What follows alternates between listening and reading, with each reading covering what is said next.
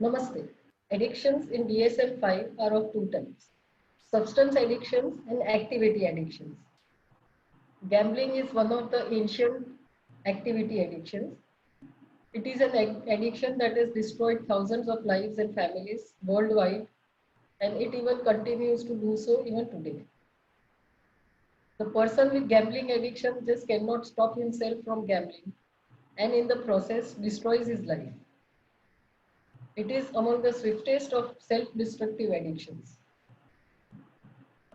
Today we'll discuss gambling disorder with psychoanalysis consultant Mr. Himanshu Ji.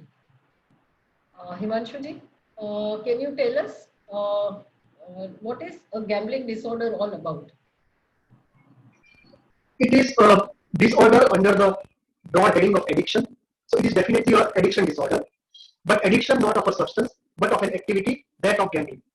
The DSM-5 diagnoses this disorder if 4 out of 9 criteria are met. And those 9 criteria we look at later, but they have set out a list of 9 criteria, out of which if you meet 4 or more, one can be diagnosed with gambling, as being suffering from gambling disorder. And it's an addiction disorder, and like all addiction disorders, it impairs the personal, professional, financial, social life of the person suffering as human civilization itself. We see it in Mahabharata, in Yudhishthir, and in recent times we see it in many big industrialists who have lost everything on the stock market and have become case studies in the media and the press. And we also see it in the kind of addiction this generates when poor people start investing in lotteries, to the extent that government has to ban lotteries in most parts of India.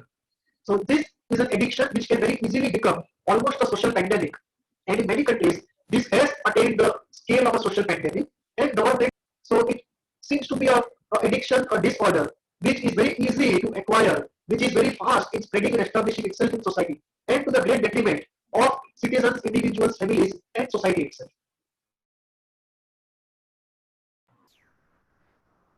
Uh, okay, now on one hand we are talking about gambling disorder.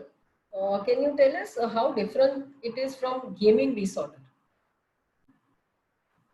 Both are activity disorders.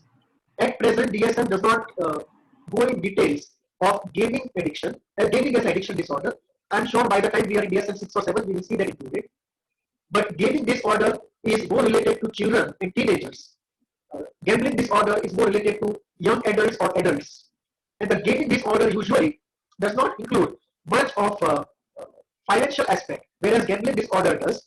Third, gaming disorder, the primary motive is entertainment and showing oneself one up upon the other in the friend circle of that child or the young adult.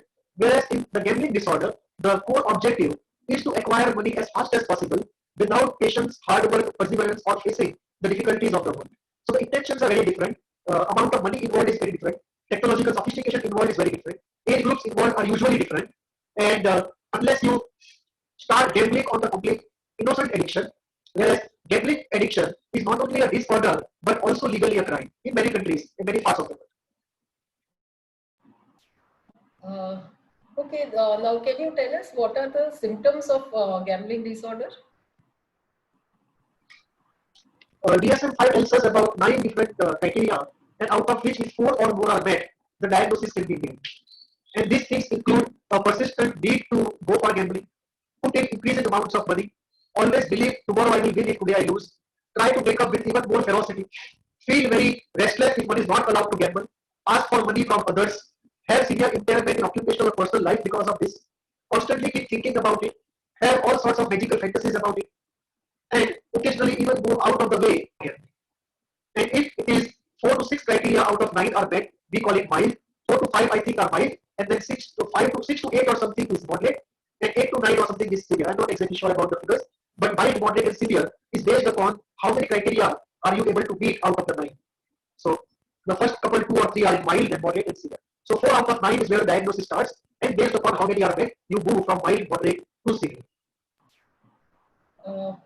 According to psychoanalysis, what are the causations of what could be the causes of this gambling disorder? There are a variety of causes that psychoanalysis puts forward as an explanation for gambling disorder. The simplest would be difficulty of reality acceptance, that you have to accept the toughness, the uncertainty, the hard work of life, and things come slowly.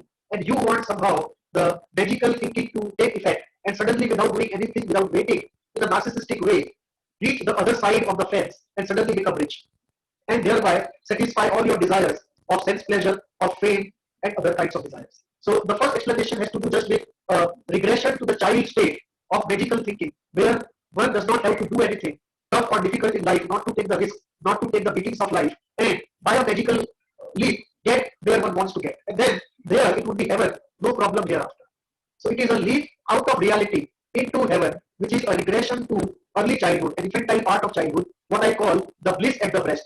So the money that is to be won in gambling then becomes that all-giving breast, after having which nothing else is nothing else is required anymore. It can be an attempt to rob the good breast of all its goodness. So the world is seen as the good breast, and money is seen as the goodness of the good breast. And there is a greed in the person to rob the world of the money through gambling. So it's an attempt at robbing the good breast of its goodness. The third is, uh, it can be an attempt by some to address their object loss. That in early life, they lost the all good breast and they went into a state of destitution, and they are trying to undo and repair that state of destitution by regaining the good breast, which is the money. Another group of people would be looking at acquiring something which is splendid, which is celestial, which is out of this world, and that is they are dazzled by the splendor of the good mother. And this early life splendor of the good mother is displaced onto money. And therefore, they want money at any cost and quickly, and they want to attain and capture that splendor of the good mother. Some more would be looking at the anal problem, where the problem of hoarding, the problem of acquisition. So they would be into acquisition and hoarding and satisfying those anal fixations through gambling. Another group would be addressing the need to regain the lost spiritual mother, and the money then becomes a lost spiritual mother. Some would be trying to become the father by becoming powerful, through becoming rich, and the road to becoming the powerful father whom the mother would like is by having money. And this often is the motivation for many businessmen, apart from greed, that they want to become the all-powerful father. For some, it is stabilizing the inside, which does not have a good, reliable, stable object, and constantly is a threat of disintegration, of losing everything that one has, and ultimately one goes destitute. And in destitution faces huge amounts of humiliation and unbearable pain. And the way out of that destitution is to have a good, reliable, rich, stable object, and that is money. And that is why the internal catastrophic thinking, the internal anxiety of losing everything good, the internal anxiety of going destitute and facing endless humiliation and pain, all of that can be counterbalanced only by a very rich, powerful, good object, and that is money. And therefore, the gambling is a quick way because the person cannot wait. Another person would also look at this activity and take to this addiction out of narcissism. That there would be a fantasy that the world has to behave as I want it to behave, and my magical thinking has to come true because it is my magical thinking, and therefore I have to win. There is no other way. I way through hard work. I am not supposed to work my way up through hard work and facing the blows of life. I have an entitlement to a quick success, and I have an entitlement. It has to be fulfilled, and therefore it may be a narcissistic attempt to implement one's magical thinking and get all that one wants to get, that one feels one is entitled to. So this may be a narcissistic project of implementing one's omnipotent magical thoughts. It can also be the desperate attempt of a narcissist who is disintegrating to at last prove to himself that he is omnipotent. And it may be a desperate attempt to prove one's omnipotence by having money or by winning. Either in the act of winning or by the final prize of winning, one can re-establish one's omnipotence. And lastly, it can also be a desperate by life who does not see any way out, who has sort of given up on one's capabilities or the fairness of the system to give due opportunity, or the fairness of fate and fortune. And having resigned from all of that, the only flame of optimism left is that still something will work out and I will go on to the other side and not remain in the pitiable, moneyless, torturous condition, humiliating condition, scarcity condition that I am in at present. And therefore, the repeated attempts at gambling and the repeated hope behind that gambling is still, if you look at it from a positive point of view, it is still a flame of optimism burning, that the resignation is not total. There still is hope that I will win and I will make it, if not to the normal route, even through gambling. So these are all the different routes that can take a person into the addiction of gambling from a psychoanalytic standpoint. One more element can also be self-destruction, where the anger towards others or environment not expressed turns inward, and either because of that anger, either to punish himself or to take revenge from others, or to just channelize the destructive rage, which otherwise cannot be channelized anywhere else, and that may also end up in the addiction of gambling. Okay, Manshubji, after finishing with causality, now we come to the healing part of gambling disorder. I believe in medication, I think there will be nothing to offer. So psychoanalytical healing will definitely provide good hope for a gambling disorder. So can you say something on that? Yeah. So medication is very good when we are looking at substance-based addictions, but when we are looking at activity-based addictions or place-based addiction or event-based addiction, we are looking at less of the biochemical component and more of the psychological component. So I'm sure there would be some medication for it, which indirectly may help, but psychotherapy becomes the mainstay, as you said, of the healing process. Now, what we are looking at is a self-destructive addiction. All the addictions have a self-destructive element to them. So the first thing in therapy we have to do is to make it ego-dystonic if it is already not ego-dystonic. Second is insight generation on the cost benefit analysis so that the person is firmly against addiction and he knows what is the price of going on the side of addiction.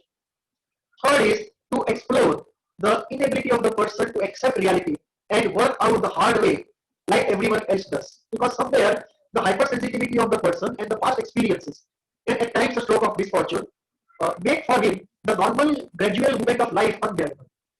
So this has to be worked through as to how he can shoulder, to use Martin Buber's words, shoulder life.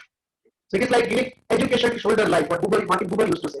That kind of education to shoulder life make the person capable of shouldering the difficulties of life and overcoming the unbearableness of those events which put him away from the normal course of life and take him to something magical. That is one. Two, based upon what is the difficulty with the person, what has taken him to gambling. Is it the splendor of the good mother? Is it the search of the Oedipal mother? Is it the search of the Oedipal father, becoming the Oedipal father? Is it the disintegration difficulty? Is it the lack of internalization of the good object? Is it self-destructive rage towards oneself or the parents? Based upon what we find from the case history and the initial sessions of therapy in some cases, we can take a particular school approach, Freudian or Kleinian or Gaussian or ISTDP, to deal with the issue. In terms of duration, we will be looking at 2 sessions per week, 6 months for months. Moderate to severe cases also will require complementing with certain tools and guidance taken from CBT for gradual tapering off and deferment of the impulse, because both of them are very important. The gradual tapering off process and the ability to defer the impulse. Both of them are very important, and CBT tools are very good in accomplishing both of them. So this is the way the psychoanalytic therapy coupled with CBT tools, and especially behavioral tools, is the way we would be going forward in healing. Supriya, your view.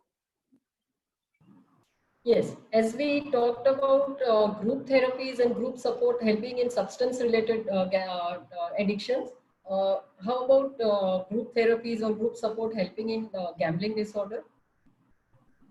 This has to be a very tightly regulated group therapy, because we should not have the group creating the new den of gambling.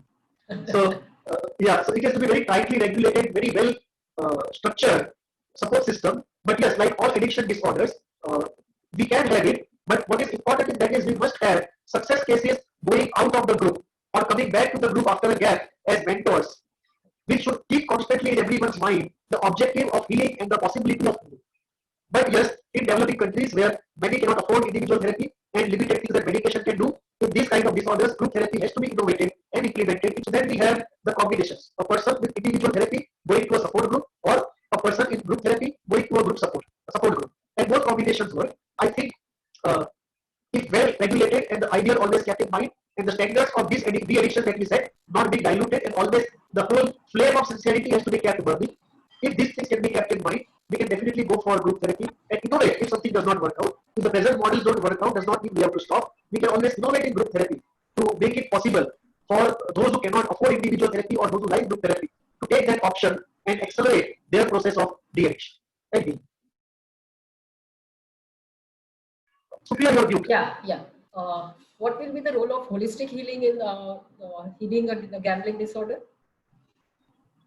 Holistic healing has a very strong role to play, because in holistic healing, one of the things that happens good is you get a very good peer group support.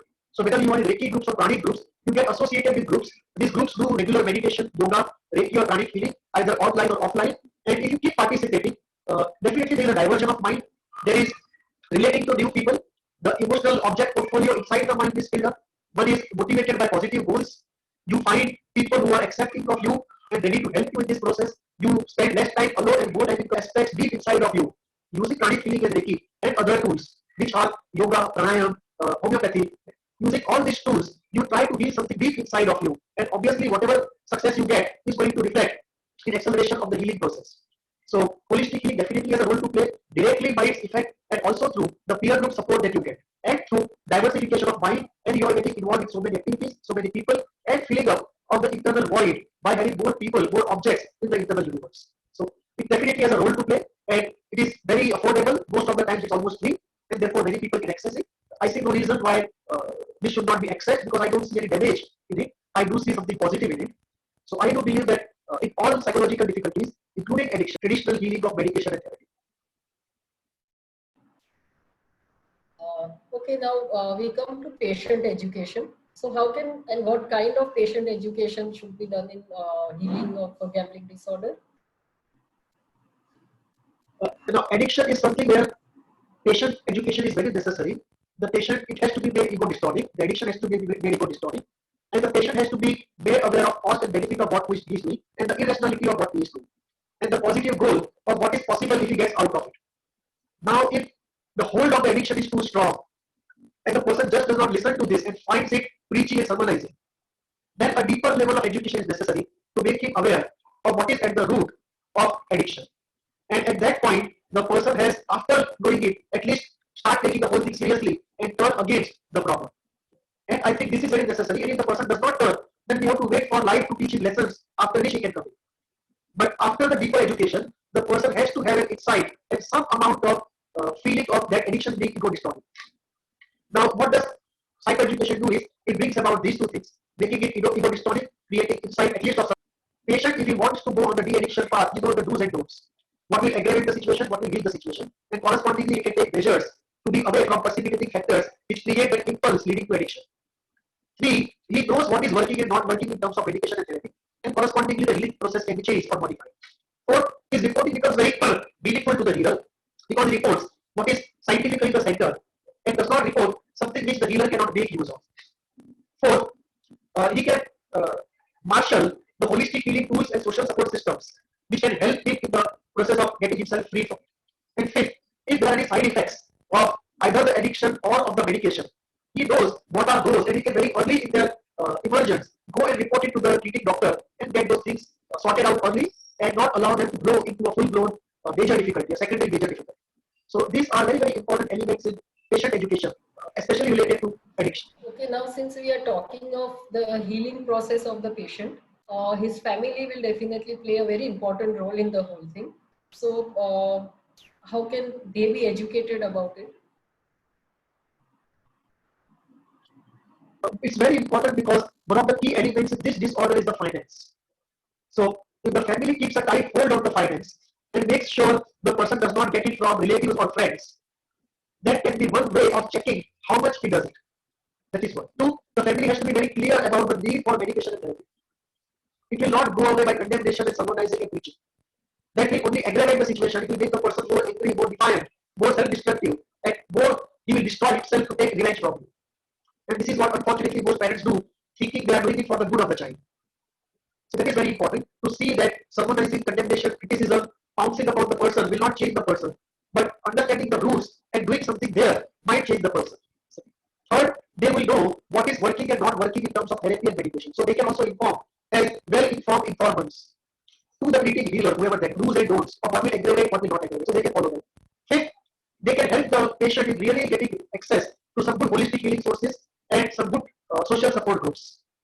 And 7, they have to take care that their finances are safe and they themselves don't develop secondary problems of secondary anxiety, secondary depression, and so on if this disorder goes on for a long time. So these are some of the very important elements why the caregiver education is so important in this particular disorder, where a lot of finance, lot of accumulated debts, and almost crime can also get involved. Thank you, Himanshuji. We have covered this chapter of gambling disorder today. And in the subsequent videos, we'll be covering other disorders from DSM-5 in the same way. So do watch our coming videos and write to us. Namaste. Namaste.